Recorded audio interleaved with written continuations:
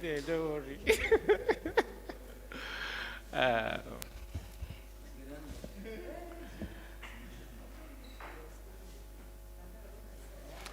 the special advisor to the President of Media and Publicity and Chairman, Presidential Communications Team, other members of the team, Chief Dr. George Inadubem Moghalu, this MD, National Inland Waterways Authority, NIWA. When he comes on, we will introduce other members of his team. Our journalists who are always here for us, distinguished ladies and gentlemen, I humbly welcome you to the 52nd edition of the Status Briefing, put together by the Presidential Communications Team. You may all recall that at the 13th session, anchored by the Minister of Transportation, in the course of his presentation, he talked about the strides by the ministry and especially talked about inland water transportation.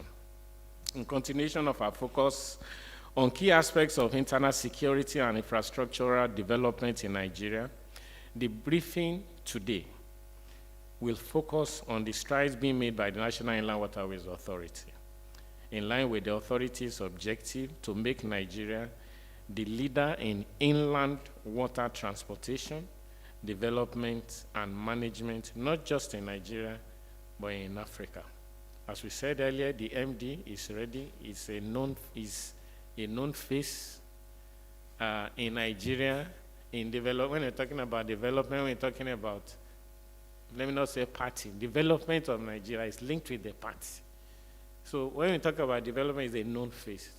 Let me not waste too much time, but to call on the MD, Chief George Moghalu, to come and speak with us for about 40 minutes, after which, normally, he will take questions from Nigerians here and those of us in diaspora and those watching us online. On this note, MD, please, I invite you.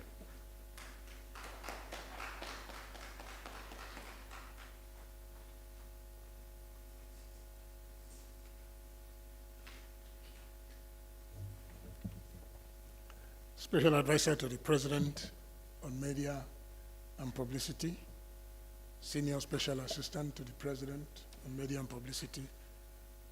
I will plead that I stand on the already established protocol. At times I get scared standing on protocol because it may break because of our size. This one is strong, yes. With me this afternoon to talk to you is Danladi Ibrahim Esquire, Company Secretary, Legal Advisor, and General Manager, Legal Services. Next to him is Surveyor Detola, the General Manager, Business Development, and Jibril Dadao, General Manager, Corporate Affairs. I also have some other General Managers who are here with me. Engineer Tami Fibresima, General Manager, Area Office Coordination. Moazu is the General Manager, Research and Planning. Then Ishaku Shade is General Manager, Procurement. And Jafet is General Manager, Audit, while Engineer Dangana is the General Manager in charge of Special Duties. So for me, this today is a great privilege being asked to come and speak to the issues as it affects the national inland waterways, and in fact, generally, inland waterways in our country, Nigeria. Let me begin by appreciating our president, who has consistently supported us. I want to place it on record that the president has been quite supportive, very, very supportive, because we couldn't have gotten to where we are today without the express support we have received from the president, through our ministers, who have also been guiding us properly. So I want to place our gratitude on record. As we get along, we'll be able to appreciate what we've been able to do in this sector of our national economy over the years. Let me also appreciate our ministers, Sambo, Jaji, and Prince Adegoroye, the Minister of State, for their support and encouragement. I also will not fail to appreciate our Permanent Secretary, Dr. Mrs. Magdalene Ajani, who has also been very, very supportive. The National Inland Waterways Authority, as we are called today, came into full existence and operation in 1998. But actually, before this time, by 1957, it was a creation of the colonial government. And as a department of the Federal Ministry of Transportation, then it was called Inland Waterways Department. But following a decree number 13 of 1997, now an act of the National Assembly, Cap N47 of the Federation of Nigeria, 2004, the authority now is called National Inland Waterways Authority, and we commenced operation in January of 1998. For us, we have a statutory provision of what is expected of us to do, and that is to improve and develop the inland waterways for navigation, provide regulation for inland waterways navigation, ensure development of infrastructural facilities for a national inland waterways connectivity with the economic centers using the river ports as nodal points for intermodal exchanges. We also have a vision we have set out for ourselves. We also have a mission. For our vision is to make Nigeria the leader in inland waterways transportation development and management in Africa, while for our mission is to provide regulatory, economical, and operational leadership in the nation's inland waterway system and develop infrastructural facilities for efficient intermodal transportation system in line with global best practices that is safe, seamless, and sustainable. We have two clear objectives, and that is to provide alternative modes of transportation for the evacuation of economic goods and persons. Two, to execute the objectives of national transport policy as they concern inland waterways. Then, not too long ago, a strategic plan, the medium-term national development plan for 2021 to 2025 was developed. And the essence of that is to enhance safety and security on the inland waterways, whilst in providing integration with other modes of transportation and creating the enabling environment to attract private sector participation in the subsector. It continues with creating the enabling environment for private sector participation in the development of the inland waterways, protect the inland waterways environment, efficient ports and jetties operations, enhance professionalism and competence in inland waterways management. We're also so much involved in dredging activities on River Niger. But in looking at what we are expected to do, we have developed strategies for improving the navigability of prioritized inland waterways channels. Somebody will ask, why prioritize? The truth is that no country in the world has all the resources they require to navigate, to clear and open all channels in their country. No country in the world. And Nigeria is not an exception. So what we do in this instance is to prioritize these channels, look at the ones that has greater economic benefit, and then we lay emphasis on them. Let me also mention that Nigeria as a country today, we are blessed by God because we have over 10,000 kilometers of inland waterways in Nigeria. Today, we've been able to open for all year-round navigation over 3,800 kilometers. So it's a work in progress because you can access 28 states of our country by water out of the 36. Once we are able to achieve 100%, which we are working towards, and with the support we have consistently received from government, the resources that have always been made available, we are consistently doing this with a view to achieving a target we have set for ourselves, and that is being able to achieve 100% to cut costs for government, because we believe that we have the expertise, we have the people who know it, and what we need to do is provide them the equipment, and government has been enabling us provide this equipment so that we can do these things in-house. If we're able to do them in-house, we'll cut costs. We're able to control our resources and be able to determine and then achieve our prioritized objectives. We also do river training works to deepen navigational channels. We do regular hydrographic surveys of waterways in the prioritized channels for safe navigation. Wreck removal, this is one area that is of great concern, because if you keep opening up channels and you don't manage it properly, you have wrecks developing there, and the only way you can sustain the viability of such channels is to make sure that wrecks are removed. So we have consultants, we engage them on a regular basis to remove wrecks from the inland waterways through no cure, no pay model. And somebody will ask, what is no cure, no pay? That means we don't pay you any money. We get you, the consultant. You bring out the wreck. After survey, we identify the wreck. The wreck is valued. The wreck is sold because the wreck can be sold. We still sell back these wrecks. It's not that we remove them to throw them away. We remove these wrecks, we sell them, and then from the process of the sale, a percentage goes to the consultant who secured this wreck, and then the balance goes to government. That is why we call it no cure, no pay model. Apart from that, we also, as an agency, we do internal wreck removal, which we do as an agency. We also supply an installation of navigational aids in all the dredged routes, the priority routes this time. We try to put navigational aids to aid navigation in those areas. We also we have provision for river guide to enable safe navigation within the inland waterways. Furthermore, there's improvement of inland waterways fleet capacity, such as tugboats, passenger ferries, houseboats, patrol boats, barges, ambulances, etc. We get through with these things on a regular basis.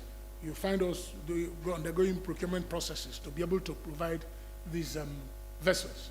Not too long ago, in fact, early this month, the Honorable Minister of Transportation was in Port Harcourt in our area office to commission 3 of our patrol boats. And again, we have established search and rescue coordination centers within the inland waterways to promptly respond to emergency situations. Then another aspect is enforcement of navigational laws. Then to improve the capacity of NIWA police and other security agencies to provide security along the inland waterways.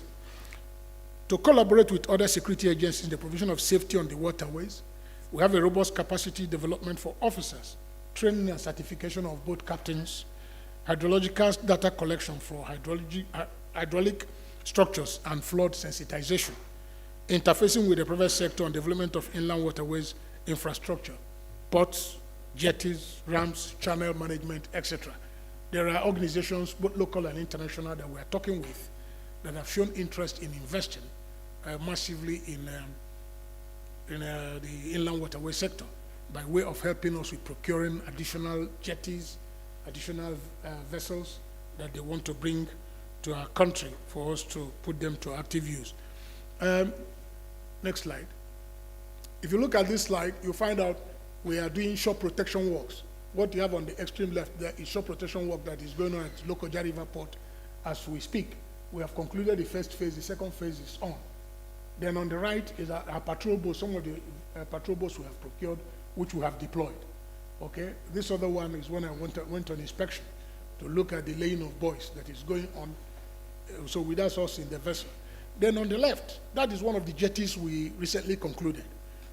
There, before this time, before the coming of this administration, what you had there was a wooden jetty in Warri. It was a wooden jetty, but now we have a concrete modern jetty in Warri. Then the next slide, you find Onitsha River Port in Anambra State. Then that's it on the left, and then the right is Barrow. These are 2 world-class ports by every standard of imagination with world-class equipment, completed by the federal government.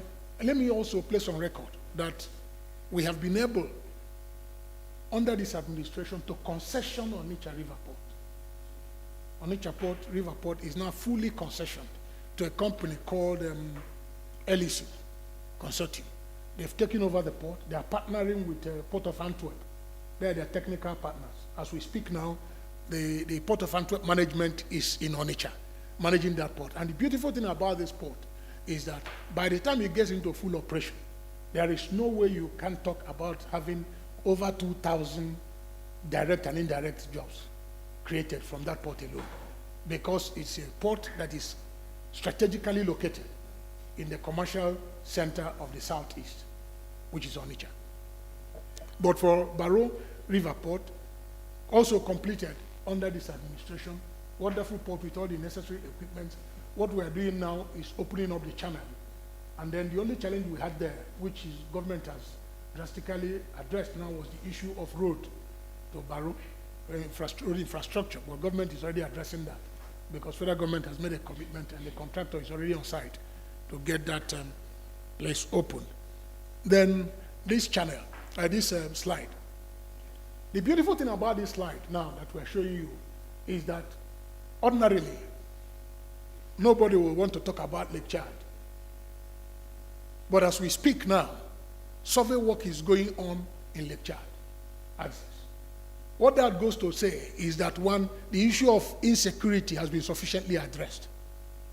Because ordinarily, if there was that insecurity that is being painted in Lake Chad, I don't think our surveyors will be in Lake Chad. We are collaborating with the Nigerian Navy, and the survey work is going on now as we speak. The hydrographic survey of Lake Chad waterways. And you see, the beautiful thing about Lake Chad waterways is that once we are able to open these waterways, it's an international route that will take us outside this country. It opens up our nation to about 5 countries from the Lake Chad.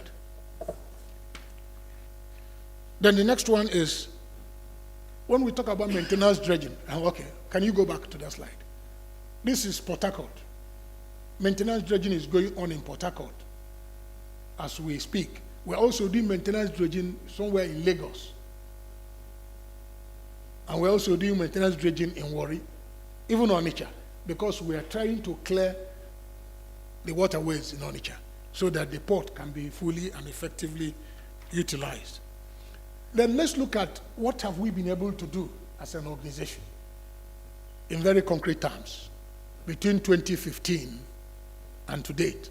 So what I have done here is we just picked a few of them because we have a booklet which I'll make available to the committee later of what we have done, everything in detail.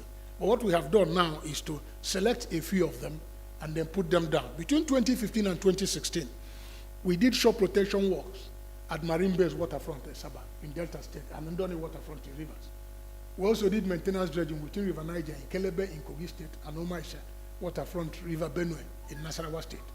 We did maintenance dredging of River Non, the navigational channel at Angoloma, Sabama crossing in River State. We also installed automatic gauge and discharge measurement to River Niger at Onitsha in Anambra State. We charted the river crossing at Nuritu Creek, Elechi Creek, Amadi Creek, and Choba River. All these are in River State.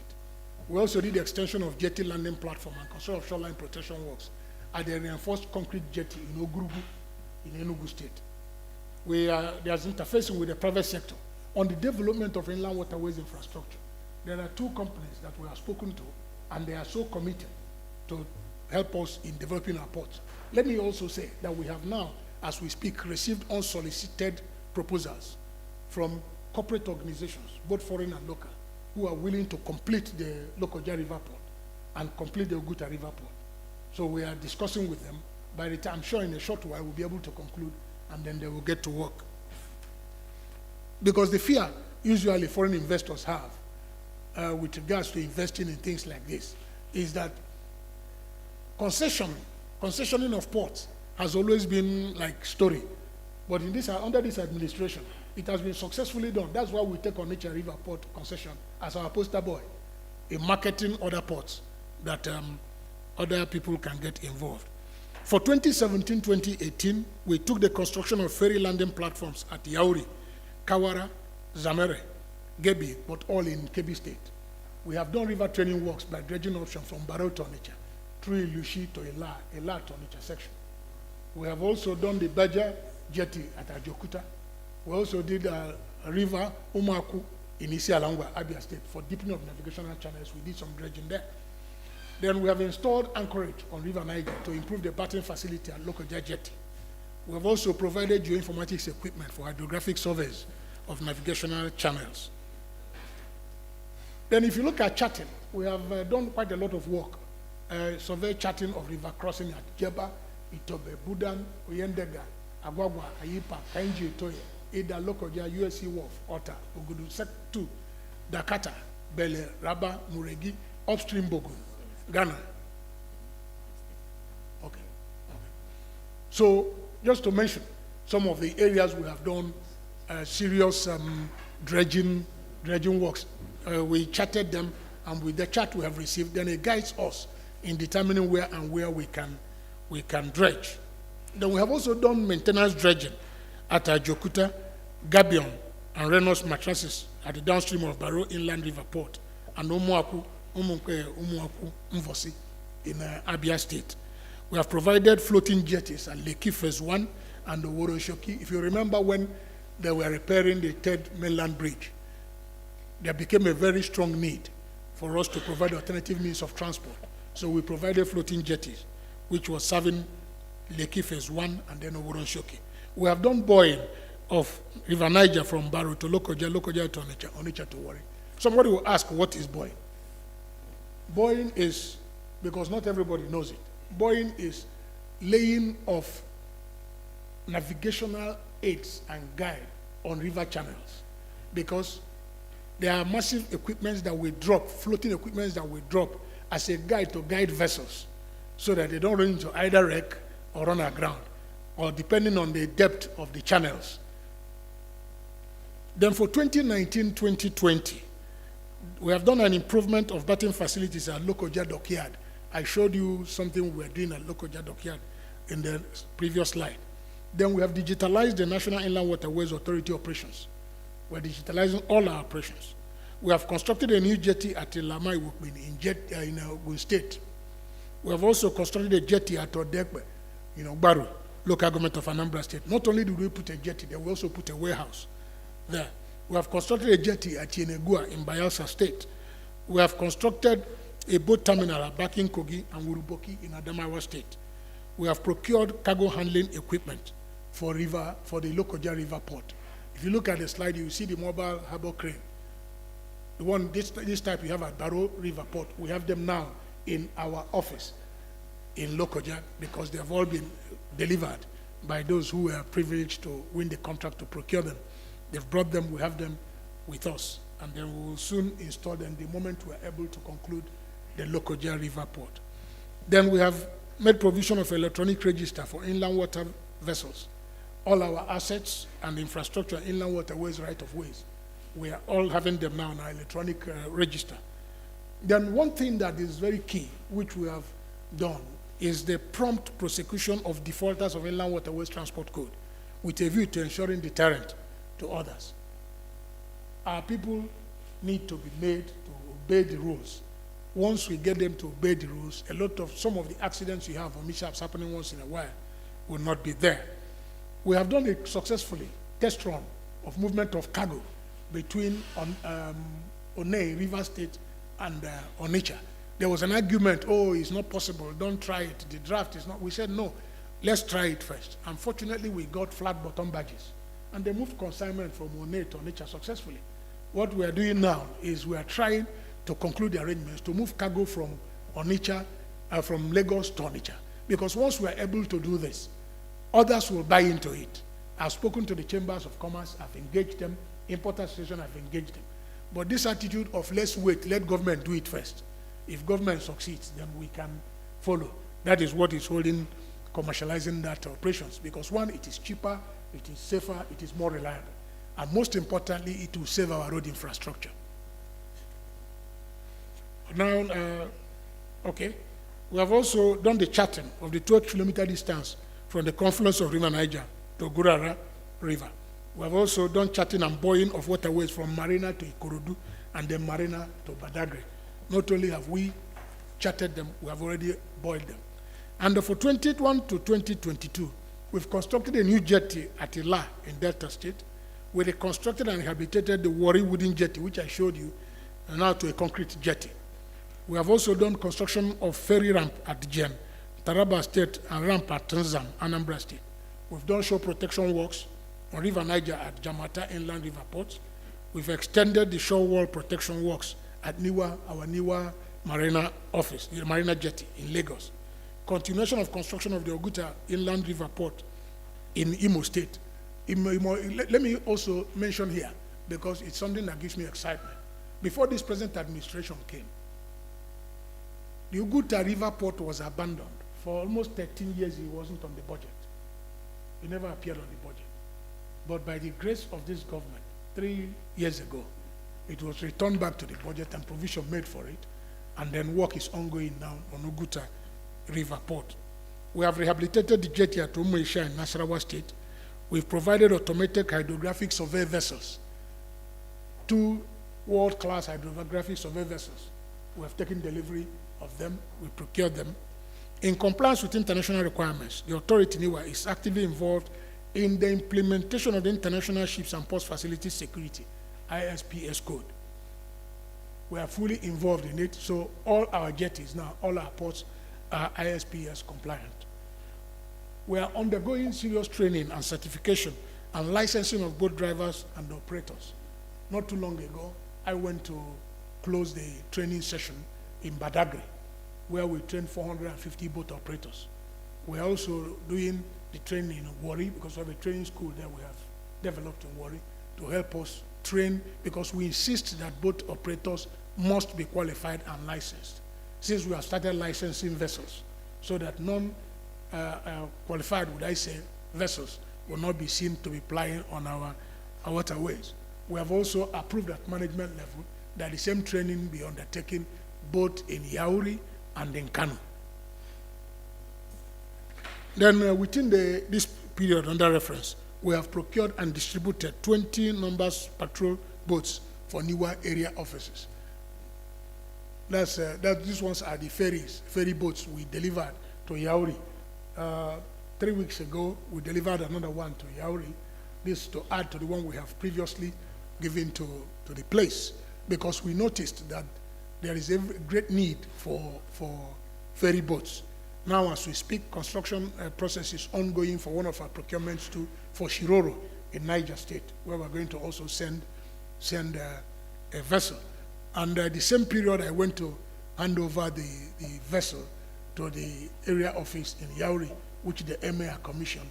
We laid the foundation stone of a modern terminal, because from Yauri you can go out of the country to Burkina Faso and all these areas. So we felt that there was a urgent need for a modern boat terminal, so that those passengers who come in there can have a place. So we just laid the foundation stone there. We have also provided 8 ambulances, water ambulances across the country's navigable waterways. Wreck removal, like I said earlier, is a continuous process. As we speak, we have done a lot of wreck removal in Lagos, we've done in Bayelsa, in Port Harcourt, and we'll continue to do that. And in this year, we are going to do rock blasting in Yauri, because that is one challenge we have in Yauri. There's more or less, we don't have wreck challenge. We rather have rock challenge there. So which we are going to do rock blasting is part of our procurement. And then tree removal. We have partnered with Hyperdeck to remove the trees in Niger, Shiroro. One obstruction we have there, one challenge we have there is the trees. So we are removing them gradually, and we are partnering with Hyperdeck in doing that. Like I said, we have already delivered 32-seater passenger ferries to Yauri. If you come to our headquarters now, we are building a research center, a NIWA research center that's almost Japan, on the maintenance of engines. Then we have, within this period under reference, massively distributed life jackets across our 23 area offices. We have given out a lot of life jackets, because one thing we observed is that a lot of the passengers don't even know that life jackets expire. So we have upped the ante with regards to training, with regards to getting the people to know about it and what is expected of them, and then distribute life jackets across our 23 area offices. We have established search and rescue stations in 9 locations across Nigeria. Complete modern world-class search and rescue stations. All right, okay. Another thing that we have done, which we felt was very important and has helped us quite aggressively, is the fact that we had to set up task forces. We did a test run with Lagos, and it worked out well. Task forces that patrol and enforce waterway protocols. So when it worked out well in Lagos, we are now doing it in Onitsha, and we intend to gradually move it to our 23 area offices. Excuse me.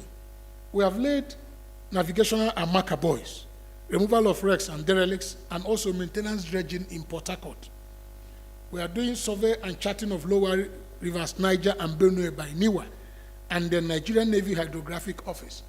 This project is being done by us and the Nigerian Navy Hydrographic Office. the Navy. In fact, I must place on record the support we have received from them. They've been quite cooperative. So we have this project we are running together. And this project is being promoted by a company called Sea-Link Promotional Company Limited, but is funded by Nexim Bank. The first phase of this project, this charting and mapping, has been concluded. It started from the lower rivers Niger and Benue, and it continues going down towards Onitsha. We have concluded the first phase, and we're about to start the second phase. We have provided a jetty at Tinkan Island in collaboration with the Ecological Fund Office. A modern jetty has been completed and commissioned. In fact, it was our former MD, the present Minister of Science and Technology, that did the commissioning, Senator Mamora. Like I said, we're 20 numbers, NIWA engineers and technicians by Yamaha Motors of Japan on the repair and maintenance of Yamaha outboard engines. Okay, let me also appreciate government, because there's something unique. If you recall, the Lokoja River Port is a big port, but it was abandoned before this government came, on the grounds because of lack of funding by previous administrations. So the contractor kind of abandoned site. But this government reviewed the contract upwards and started the funding. So work is ongoing now on the Lokoja River Port that was abandoned over the years. Then, like I said, we have very successfully concessioned the Onitsha River Port to Universal Elysium. Then, aggressive enforcement of Inland Waterways Transportation Code to ensure safety on our waterways. The transport code, we are aggressively enforcing it so that we can make sure that safety is guaranteed on our waterways. Okay, let me also say that NIWA is one agency that has its own police command. We have a NIWA police, and then we have sub-commands in 23 area offices. And what we're doing is to support and encourage them. And they have contributed massively in enforcing the transport code. They've also, like, the role they played, especially during the COVID period, must be mentioned, because we enforced the COVID protocols aggressively, and it is the police that helped us to a very great extent to do this. Though we still get support from the police headquarters, because they send the men to our own police command. We have consistently, since 2015, improved the capacity of the command, especially in the area of welfare and training. Also, the authority has provided patrol boats to the police to boost the capacity of the command. You can see patrol boats like that.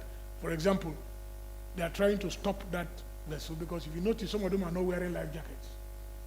So that's kind of experiences we have. We stop them, we take them offshore, and then disembark the passengers and impound the vessel. Because if you don't do that, the next day they will carry, either if it's a boat that's designed to carry 20, they will carry 40. And of the 40, 30 will not wear life jacket. They will tell you it's just there, we are going, just there, just there.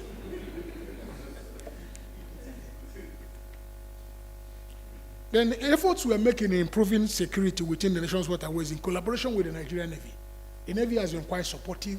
We have collaborated in a lot of instances, and they have been there to encourage us.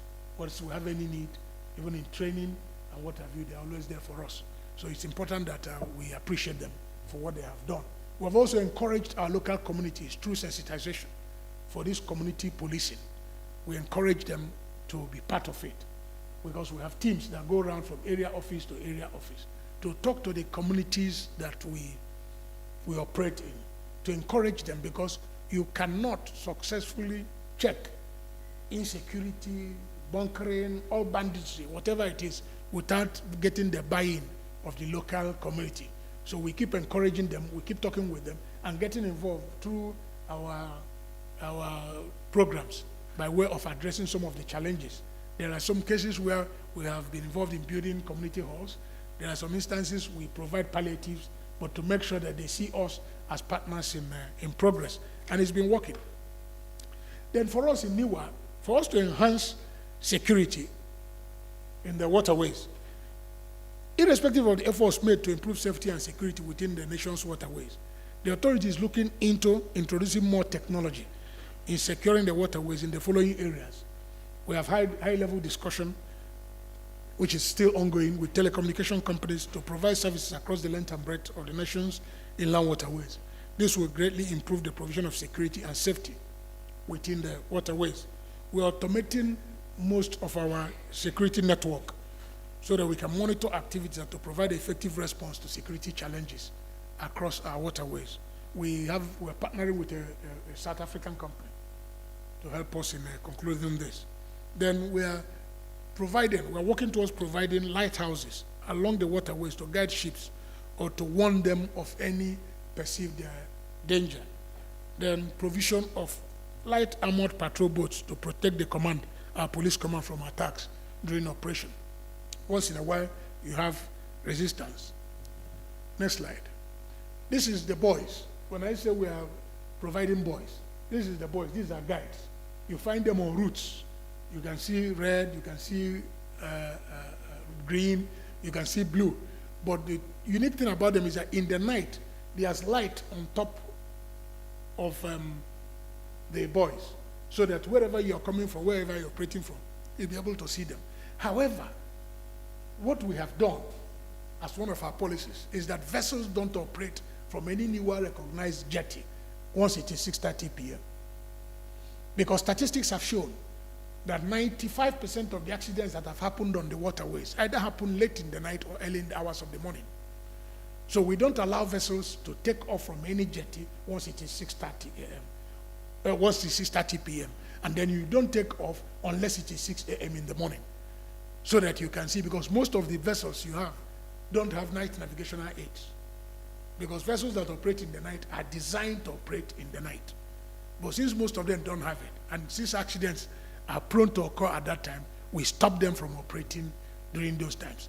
Except from vessels we have certified as having night navigational aids, and they are licensed to operate all day round. Other things we are doing is generation, protection, and sharing of data with security agencies to aid criminal investigation and security planning in illegal oil bunkering and piracy. Systematic boat registration scheme, not only for standardization of boats, but also for the promotion of security.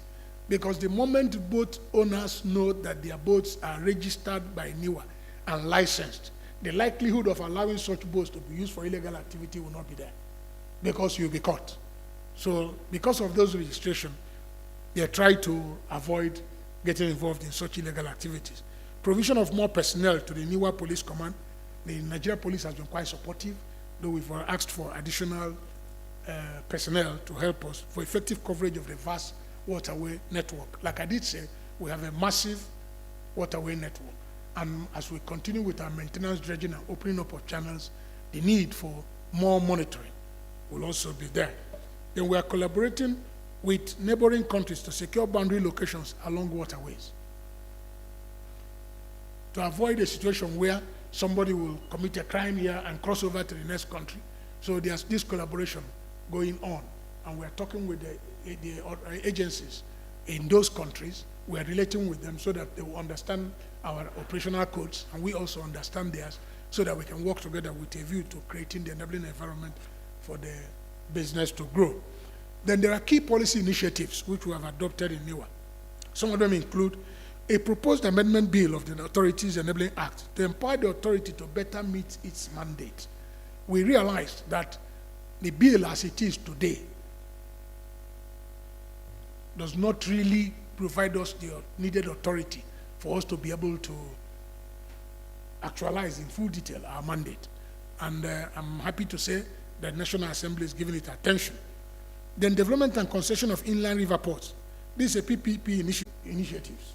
But now we have strategic initiatives we're also getting involved in. Measures to improve the inland waterway transportation system in Nigeria. One is the expansion of infrastructure. More ports and jetties are being constructed around the country, and linkages between the water transportation sector and other forms of transportation are being promoted.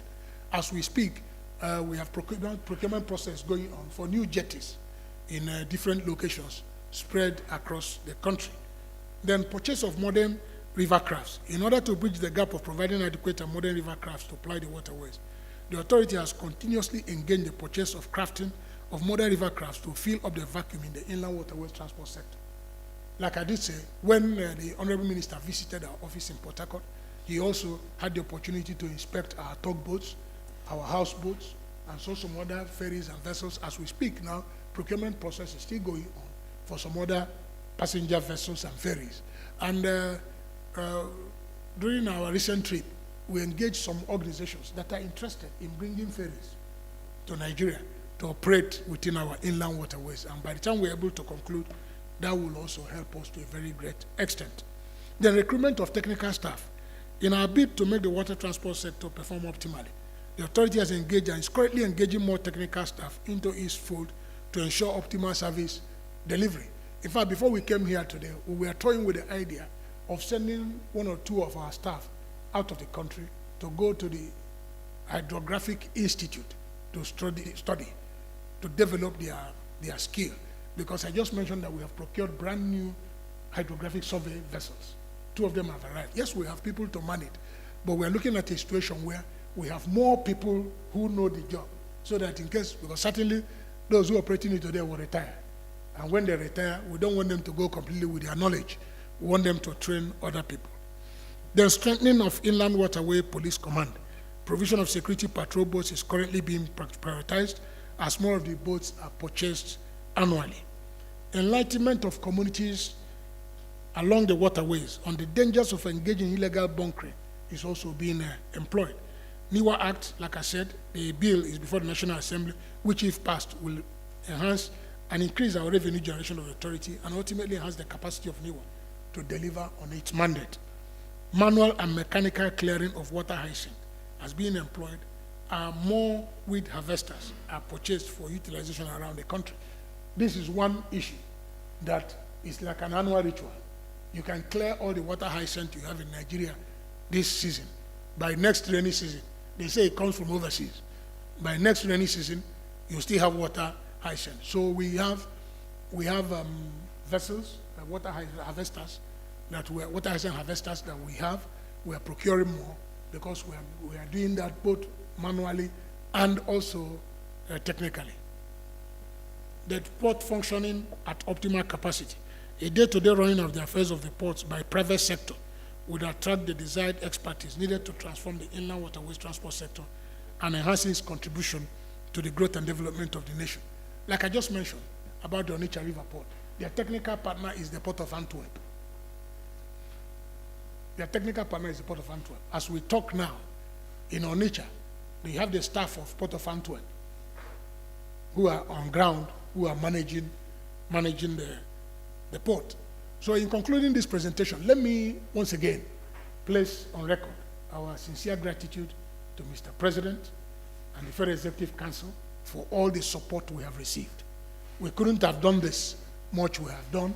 Like I said, this is not all we have done. We tried to abridge it, realizing that we are limited by time. But I will make available a comprehensive list of all that NIWA has done, at least within the period that I have been in charge, since 2019, so that you'll be able to now have a clearer look at what we have done. So I must thank Mr. President for the support we have received. I also want to thank our ministers for the support, thank the ministry generally, because we can't do this on our own. So once again, I thank you for this opportunity, and God bless us.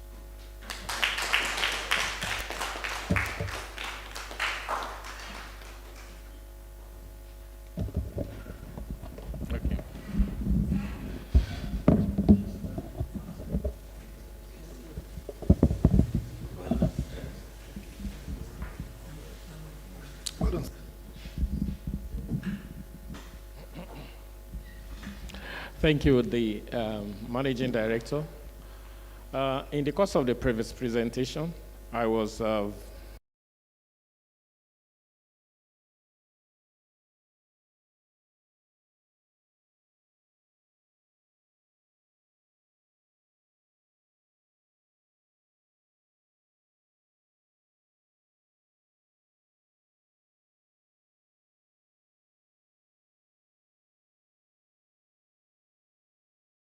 the MD said that some of the knotty issues that tied those things down have been removed, especially the Lokoja port, that the concession of the Onitsha port was actually done under the Obasanjo's administration.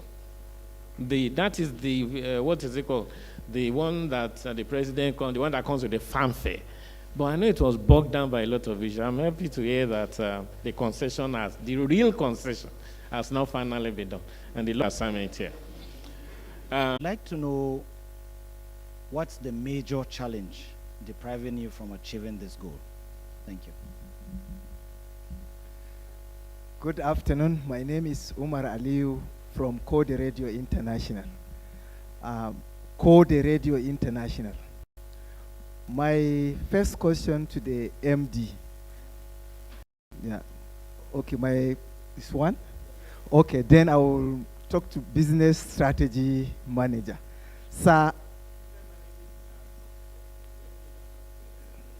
Okay, fine. Then, sir, you have achieved all this graciously because of the funding you've been receiving.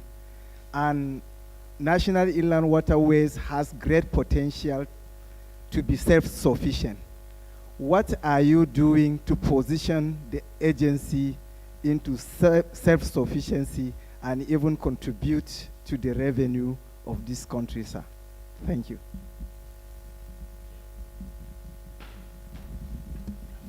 Thank you. My name is Leon, Dr. Leon Sigbe of the Nigerian Tribune, sir. Leon, L-E-O-N. Every rainy season, Nigerians that live along the shores of the major rivers, you know, they are always faced with problems of flooding. I remember the largest one we had in recent time in 2012 was destructive. A lot of lives were lost. As we speak this year now, again, people in Lokoja, people around, Makurdi and Bayelsa, they are jittery because a lot of water is coming their way. We have seen some video, in the last few days of houses, cars, properties swallowed up in Lokoja. So you mentioned something about shore protection. So I'm wondering, what is this shore protection, expected to do? Is it to prevent the kind of things that are happening along the river shores, causing overflow of water? If that is what is expected to do, what is the problem? Have you not done enough shore protection to ensure that water, does not overflow in all these river channels? Thank you. All right. Sir, my name is Tony Ailemen. I write for Business Day newspaper, sir. Mine is a bit similar to that of Mr. Leon, but I want to situate it properly. Dr. Leon, sorry. I want to situate it properly by remembering the fact that we have a challenge from Cameroon, the Lagdo Dam. Every year, that dam threatens communities within, in fact, as at today, there was a report that about 13 states of the country are under the threat of overflow from that dam. And we know the history of that dam had been that when it was being constructed, they said they asked Nigerian part to also do a buffer dam that will be able to take enough water that will come from that area when the dam gets filled up and it overflows. So what plans do we really have to meet the Cameroon's part of their own request to ensure that this annual threat of flooding is addressed on this shore? And I also hope that NIWA is also helping to ease the challenges of Lagos ports so that we can have other ports across this other area, especially with the concession of Onitsha port, so that more goods can be exited from those areas and ships can also bet in some of these areas, sir. Thank you.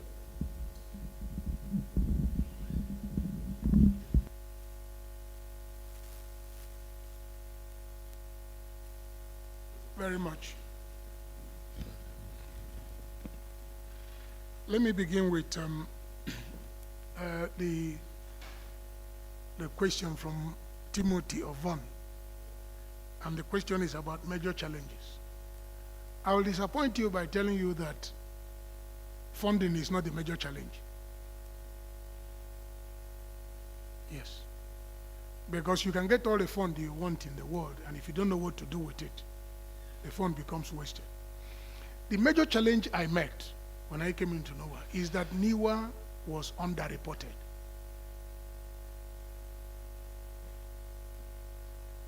NIWA was underreported. People don't know NIWA, didn't know NIWA. They didn't know what NIWA stands for. They don't know the challenges. They don't know the difficulties. They don't even know their responsibilities to NIWA. So I considered that a major challenge. But I must also place on record the support we have received from the media since I brought that to their knowledge. Appeal to them, the media has been quite helpful. I must thank them. Because I don't know where we would have been if we didn't get the support we asked for. And they've been quite supportive. I must place that on record. Then secondly, the next issue was staff morale. Getting everybody to understand my vision. Getting my management to understand where I'm coming from. I was coming strictly from the private sector and coming to the public sector. So you needed to get us to understand ourselves. So for me, addressing the issue of staff morale and us coming together to understand where we want to take NIWA to go, where we want NIWA to be in the next 4 or 5 years. We also had to develop a plan which we anchored on massive training. If there's anything any NIWA staff can tell you today, is that we lay so much emphasis on training ourselves. Adopting the train-the-trainer program. Having said that, now you can now talk of funding. Like I did say, no nation, Nigeria is not an exception, no nation has all the resources it requires to solve all these problems. Part of those agencies of government. But as the resources improve,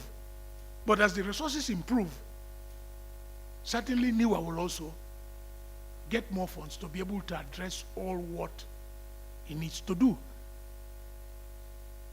So as we get funding, as we progress, as we make effort, and also improving on our IGR.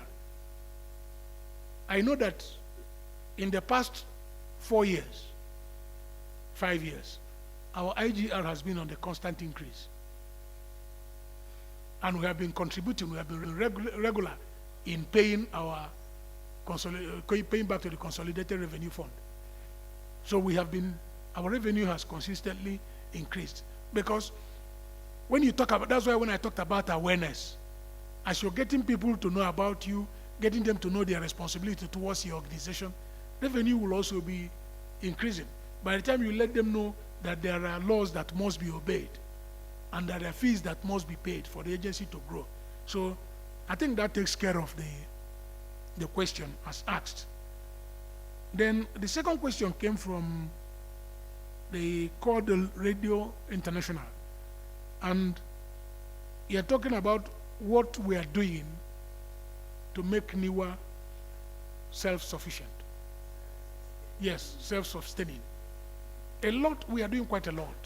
Like I did say, our revenue profile, which I can make available to you, shows a gradual increase from what it used to be to what it is now. We have not come down, even during the COVID period. We still managed to maintain an upward trajectory, and we intend to sustain that. And don't forget, like for example now, we have concessioned the Onitsha River Port. Our revenue from that source will increase. By the time we concession Baru, by the time we conclude with Uguta, we'll conclude with Lokoja, and by the time we increase the use of the waterways, because as we are increasing, opening up the channel, the needs will increase. Like I said, by the time we move cargo regularly the way we want to move between Onitsha and Lagos, the truth is that over 60 to 65% of containerized cargo that arrive Lagos today end in Onitsha and Aba. And these cargoes, let us take a hypothesis. Let's say it's 5 million containers that arrive and is destined for Southeast. What that translates to is 10 million trailers being on our roads. 5 million carrying the container down, 5 million carrying the empty containers back. And our roads are not designed to carry those pressures. There's nowhere where infrastructure will survive it. So by the time we remove this pressure from our roads and move it to the waterway, it is additional revenue for us. Because those containers now will move by water. And by the time they move by water, certainly we are going to get more money. So we are concerned about it. We are working towards it. And that's why we're laying so much emphasis on it. Like I said, the day I was appointed MD, my first press statement, in fact, that exact day, I don't forget it, 8th of October, 2019, I said that I would have seen myself having succeeded if by the time I leave office, water transportation becomes the transport means of choice for both economic goods and persons. And that is where my eye is. And by the grace of God, we will realize it. Then Dr. Leon of Nigerian Tribune, the issue of flooding. Yes, it's a major challenge, but as an organization, what we do, we monitor river flow on a regular basis. And we report to agencies, we report to communities along the banks. We let them understand, we monitor, we have a department that deals with it, our research and planning department deals with it on a regular basis, monitoring river flow, monitoring water flow, so that we don't have our people taking unawares when it has to do with flooding. And another way we address this issue is by increasing our maintenance dredging. Because flooding usually takes place when the water route is silted. When the water route is silted, the only way you can remove that, because if it's silted, water will now keep expanding instead of following a channel. So the only way you can address that is to make sure you dredge open the channel, and the water will follow that channel and go. So we'll continue doing the dredging. We're doing maintenance dredging. One thing we must understand is that capital dredging is one expensive business, very expensive business. And it's not something you do every day. I remember there was capital dredging between 2012 and 2013, am I right? Yes, 2009, yes. To 2013, there was major dredging, capital dredging that took place. So what we have been doing since then is maintenance dredging. Like I said, those prioritized routes, you make sure that you consistently open them so that water will not flow those areas. Then somebody asked a question with regards to shore protection. You can't build shore protection across all the riverbanks in Nigeria. That means you are talking about 20,000 kilometers. Because we have over 10,000 kilometers of waterway. If you shore protect this side, you shore protect the other side. And that is practically impossible. So what we do is, where there is priority need, we try and protect. Where banks are collapsing, we try and protect.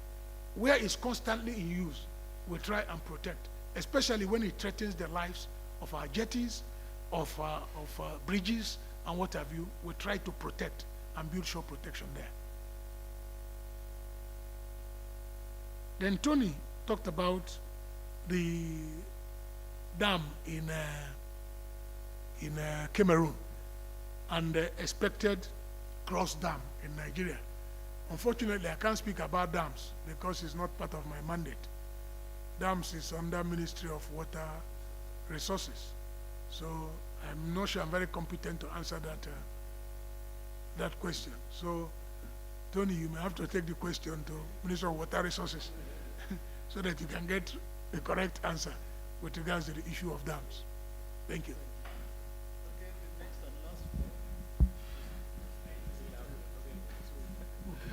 Last four, sir. AIT, TVC, Mr. Ode, and John Bosco. Oh, no, we have nothing online today. So since it's going to be the, okay. He was already squeezing his face at me as if I'm the one. Fifen, and lastly, Dadia. Emily, good afternoon. My name is Yemi Adebayo from AIT.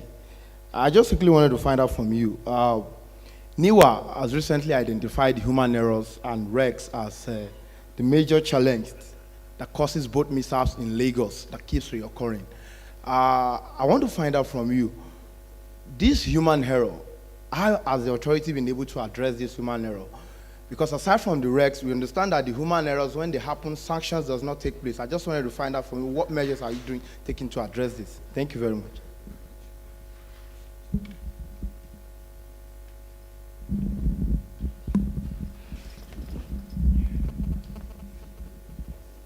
Yes, sir, my name is John Bosco Abakuru. I write for Vanguard. Sir, you told us that Uguta River Port was abandoned for 13 years. And we do know that the governor of Imo State, distinguished Senator Hope Uzodinma, has been, meeting Mr. President, asking for dredging of the lake, Uguta Lake. And also he said work is ongoing there. What's the level of work? What type of work is going on there? Is it the dredging or what? In fact, I want to know what kind of work that is going on there. Thank you.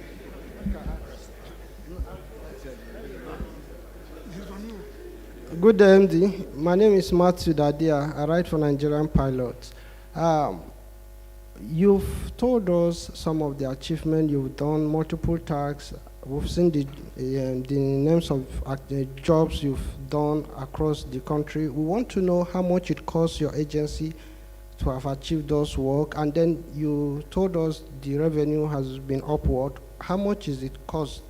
How much are you realizing actually from your revenue?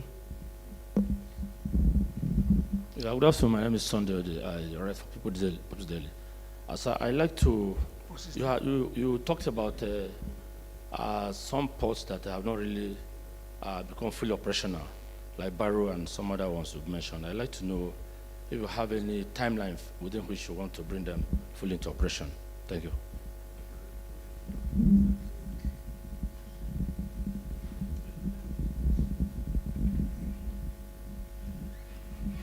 Good afternoon, sir. My name is Festus Fifen, and I report for Ben Television. The question I would want to ask is, quickly, when are we going to see commencement of movement of cargo into the Onitsha port? You talked about concession.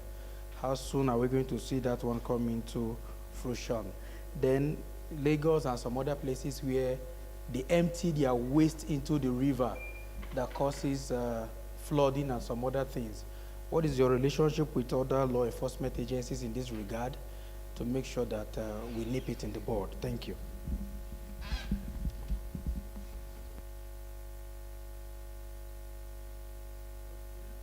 Is that the last? That's all. That's all. Okay. Thank you very much. And let me start with AIT, Yemi. Yemi, if you listen to me at the presentation, I mentioned that defaulters are being prosecuted in line with the National Transport Policy. Because we have identified that fact. If, for example, somebody refuses to use the registered jetties and goes to a shoreline, parks his boat, convinces people to enter the boat without wearing life jacket, without being properly kitted, and enters the waterway and runs into trouble, it's human error. If the captain of the vessel is not properly trained, it's human error. If they use unserviceable boats, these are human error. If they are in drunken state These are human error. So each of these activities have its own penalty. And we are prosecuting them. There are instances. I remember one incident. I was going by water to Badagry. And then we passed a boat that half of the passengers were not wearing life jacket. I ordered my boat, the police boat following us, that they should clear the boat at the nearest shoreline, and which we successfully did. Not only was the boat operator not licensed, not only was the boat not licensed, the passengers, half of them were not wearing life jackets. I impounded the vessel. Asked the spare boat that was going with us to carry the passengers and go and drop them in Badagry. Impounded the vessel and asked them to destroy the vessel, which they did. So there are punishments. And we cannot relent because we are talking about people's lives. And that is why jetties, we register jetties. Jetties are registered. You don't just build a jetty. There's a presidential committee that approves jetty, that approves the license. So when you finish, that committee will come and inspect. If they are satisfied, they issue you license for those private jetties, apart from the ones we are building ourselves and certifying. So there are penalties, and we don't compromise standards with regards to that. Then wrecks, yes. Wreck, like I said, is not a one-off thing. Vessels can get spoiled. The owners will abandon them there. If they check the cost of repairing the vessel to be higher than what the vessel is valued, they can abandon the vessel there. Before you know it, they remove their plate, the license plates. You may not even know the owner. And the next day, it becomes a wreck. And there are processes that you must follow before you go and remove a wreck. You must advertise it. You must use survey to identify the location, get the coordinates, publish it in the newspaper, get the police to know before you can now go and remove the wreck. So once we conclude with this process, either we use consultants on the no cure, no pay basis, or we go directly as an organization that has that responsibility, amongst others, and then remove the wrecks. So that's how we deal with wrecks. Then John Bosco Abakuru of Vanguard. You talked about Uguta. If you had gone to Uguta before today, there was no fence in Uguta Port. But as we speak now, Uguta Port is fenced. Uguta Port was at 58%, 60% completion and was abandoned for this period of time. It didn't appear on the national budget until this government came into being. And they made allocation, made provision, and that is why we're able to fence it. And this year again, work is still ongoing. We are trying to segment the ports to deal with the issues individually and be able to complete it on time. The dredging you heard, I don't know anything about it. I read it also, like you, in the media, the one the governor is talking about. NIWA does not know anything about it.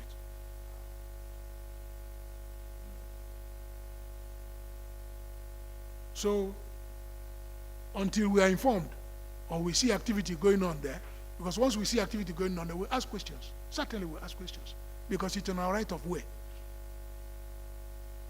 And then if I have more information, I will make that available to you. But as at now, I don't have any information on that.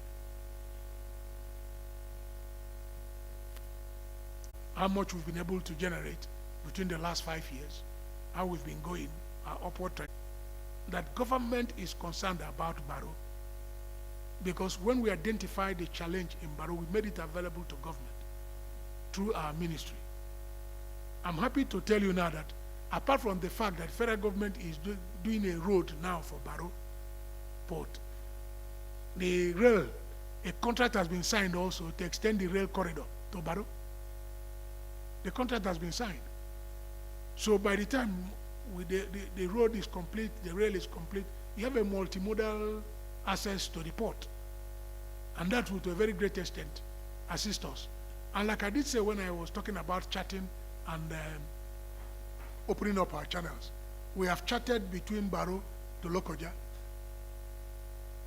And very soon we'll start our maintenance dredging on that route and open it up and maintain it. It's open, but we need to keep maintaining it and keep it constantly in use. With that, vessels can now go to Barrow to discharge their cargo. Because you must understand that if the roads are not open, it may be difficult for cargo to move to Barrow, because by the time it arrives Barrow by water, what happens from Barrow into the hinterland? So they must have an access for them to be able to move the cargo from Barrow Port. It's on, the project is on. Both the road is on, the rail is on. The contract has been signed. Are you getting me? Then as to the charting through the water, which is directly under my purview, we've concluded the charting. I have the chart now available from Barrow to Onitsha.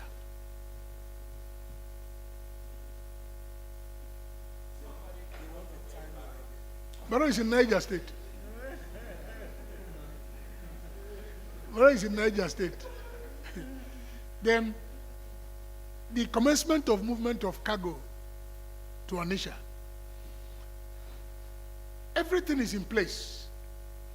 But this point must be made clear that the person who determines the movement of cargo is the owner of the cargo. And I'm engaging them, both the Chamber of Commerce, the Importers Association, because unless they have a buy-in, they can't move their cargo by water. So the moment we get their total buy-in, I'm sure they'll start moving their cargo. Because you see, the usual reaction is, let me wait for government to do it first. If they succeed, I'll do it. That was the mindset before I now said no.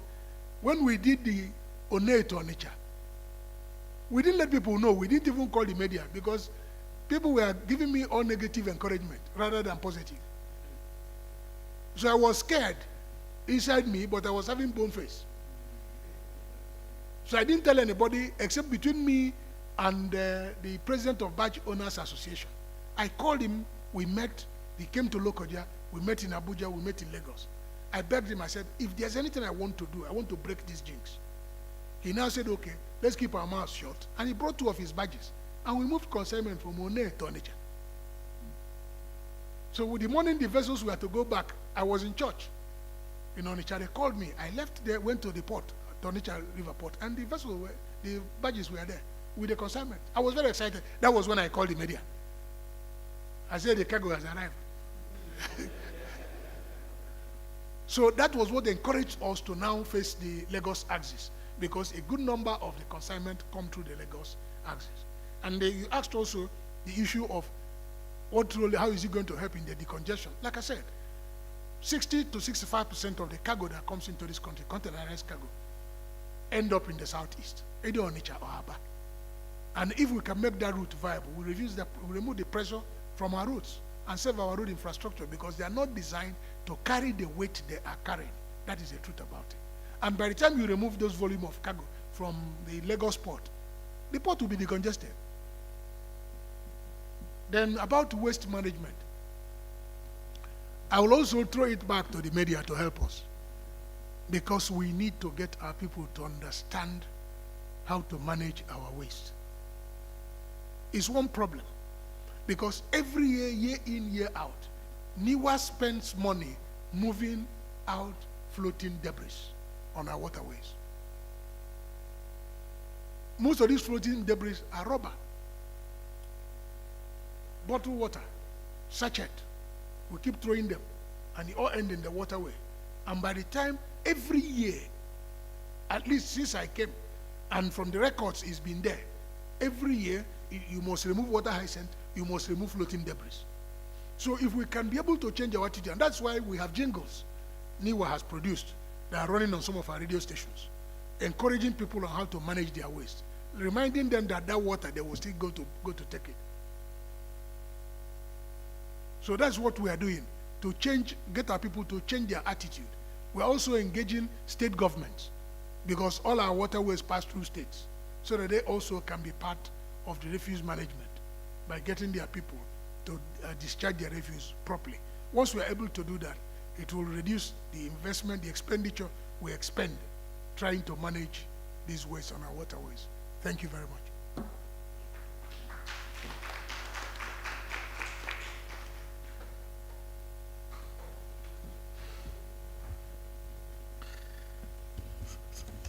Thank you. My duty now is to appreciate everyone that has been part of this press briefing this afternoon. You see that when a man knows his onions, the job is not difficult. The MD has spoken fluently, fluidly, he has given facts and figures, and I think we are a lot more informed about what has been happening at NIWA. Let me appreciate members of his team, starting with Danladi Ibrahim, the GM Legal Services, who is here with us. Surveyor Adetola, GM Business Development, also at this side of the hall. Engineer Fibere Sima, thank you, welcome. Dianzumi Muazu, GM Research and Planning, thank you, welcome.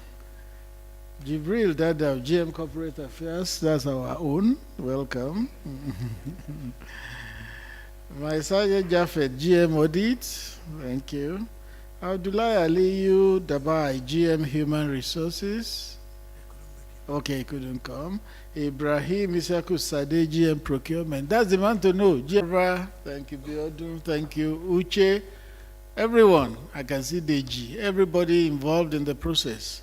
We want to involved in the process. We want to thank you. Oh, Jibrin, yes, I hear you are Malam Garba student at BUK. Yes, so your teacher is here.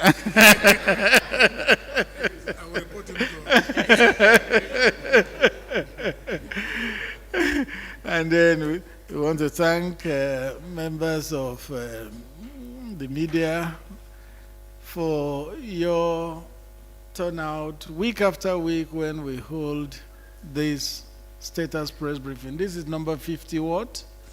52. 52.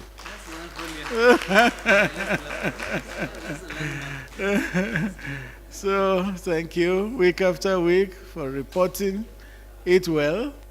Don't pit the MD NIWA against the governor of Imo State.